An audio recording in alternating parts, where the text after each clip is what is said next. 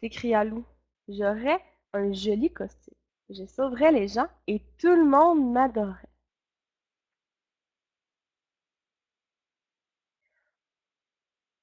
Au fond de lui, Lou se disait aussi que sa louve, Chérie, serait très fière de lui.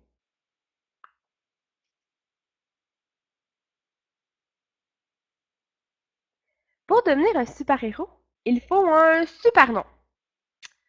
Comment vais-je m'appeler? Spider-Lou?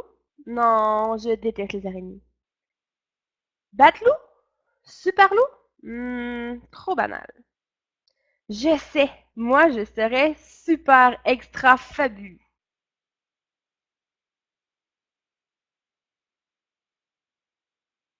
Pour devenir un super-héros, il faut un super costume. Lou alla frapper chez Demoiselle Yeti. C'était une couturière hors pair. Bonjour Titi, la salua Lou. Peux-tu me fabriquer un costume de super-héros s'il te plaît? Toi? Un super-héros? Le taquina Demoiselle Yeti. Et quels sont tes super-pouvoirs?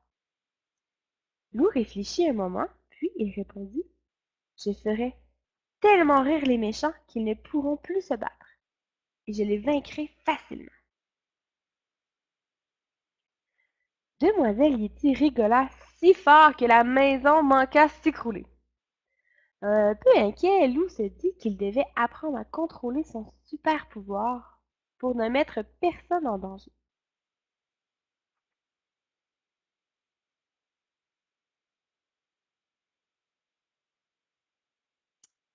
Tout en pleurant de rire, Demoiselle Yeti confectionna à Lou un costume super époustouflant avec des ailes intégrées, au cas où il aurait besoin de voler.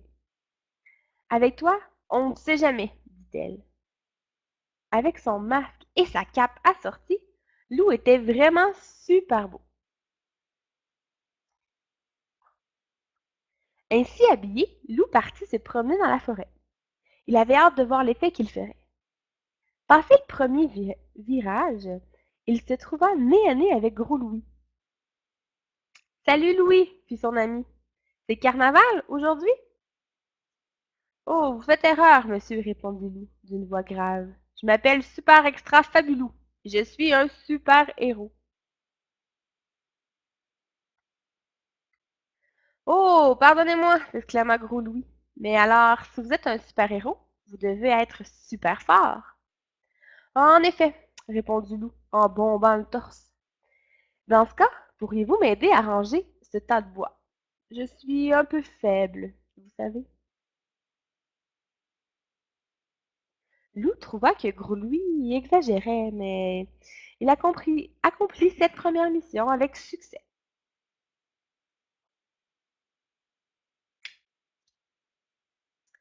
Pour être un super-héros, il faut quelqu'un à sauver. Sur son chemin, Lou aida deux escargots à traverser, et il se rendit à ses parents un oisillon tombé du nid.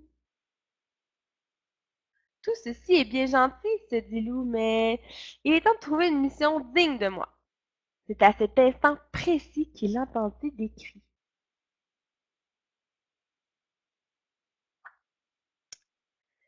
Sans perdre un instant, Lou fonça entre les arbres et déboucha près de la rivière. Louve et ses amis jouaient à la balle dans l'eau. À moi!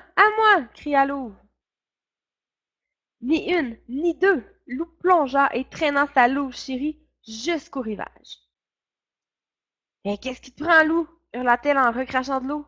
On s'amusait, c'est tout.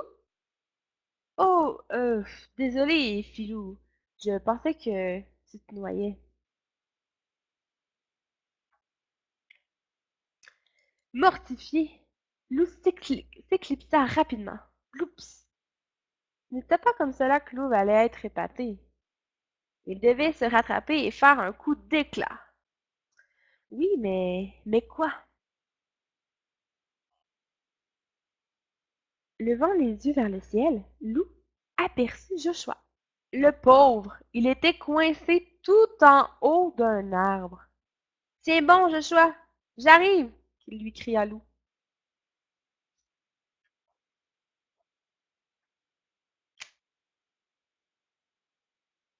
Lou s'élança à l'assaut de l'arbre qui plia.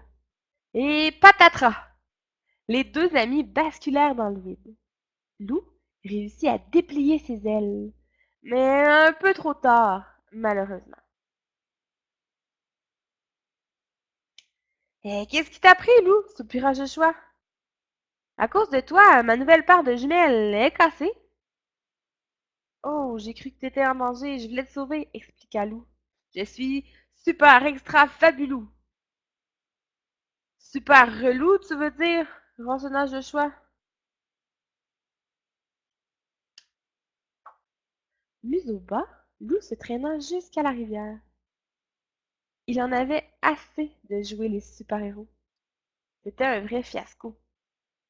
Près de l'eau, la barque de Gros Louis se balançait doucement. Lou se glissa à l'intérieur et il s'endormit aussitôt. Bien mal lui en prit. Pendant qu'il dormait, le vent se leva et entraîna le petit bateau, mal attaché, dans le courant. Le loup fut réveillé en sursaut. Prise de folie, la barque tournoyait dans tous les sens. Oula! Il était dans un sacré pétrin cette fois. Sur la rive, ses amis paniqués l'appelaient. Oh misère, il n'y a pas de rame, se disait la louve. Et il y a une chute d'eau juste après ce bouquet d'arbres. Mais il va se noyer, il faut l'aider. Mais comment, fit Valentin? Il est bien trop loin. Mais déjà Louve s'était élancé. Rapide comme l'éclair, Louve fila le long de la rive. Avec agilité, elle escalada un arbre et attendit que l'embarcation passe au-dessus. Elle se laissa tomber et atterrit sur Lou. Mais que fais-tu ici? Cria Lou, ébahi. Je viens te sauver, voyons, hurla Louve. Allez, ramons chacun de notre côté.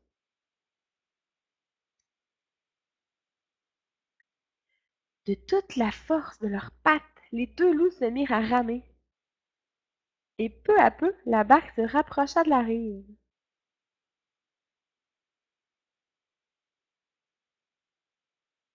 Quand ils furent assez près, Valentin se précipita pour les aider à accoster. Ouf! Ils étaient sains et saufs.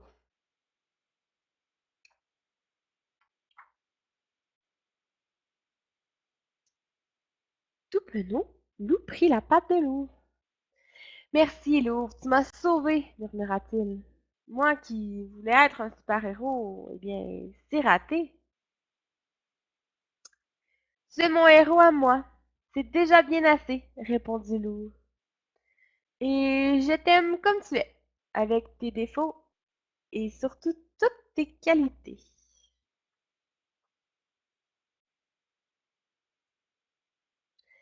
Et c'est déjà ce qui conclut notre livre de ce soir. Donc, le loup qui voulait être un super-héros. Donc, on se revoit en fait mercredi prochain, même heure, 19h15, avec un nouveau conte. Bonne soirée, bonne nuit. Bye bye.